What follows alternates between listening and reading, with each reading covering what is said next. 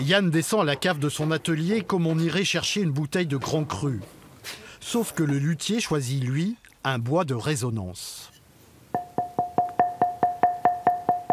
Un épicéa rouge, une essence précieuse, ces bois ont 100, voire 300 ans. Nous, on utilise des arbres à un croissement très serré, c'est-à-dire qu'on veut que l'arbre pousse très lentement. C'est ce qui nous donne une gage de qualité pour le son. Et donc, on voit ici, à chaque accroissement, chaque ligne correspond à une année de croissance. Et donc là, cet arbre, il a plus de 100 ans. Dolomites, octobre dernier, au nord de l'Italie. Une tempête balaye des forêts entières d'épicéas rouges. Depuis, une course contre la montre s'est engagée. Pour sauver ces bois rares, il faut les couper, les stocker le plus vite possible. Il faut savoir qu'un arbre qui est tombé, au bout de quelques mois, il est perdu parce qu'il va être attaqué par les bestioles. Il va pourrir, il va être attaqué par les champignons, et donc il faut pouvoir l'acheter rapidement.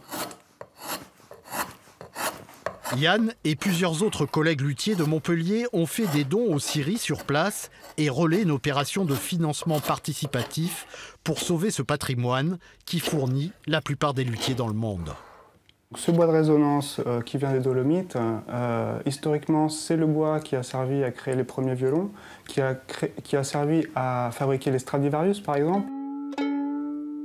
Yann est luthier depuis 20 ans, sa méthode de travail est traditionnelle. Il fabrique ses violons ou violoncelles comme on le faisait à la période de la Renaissance.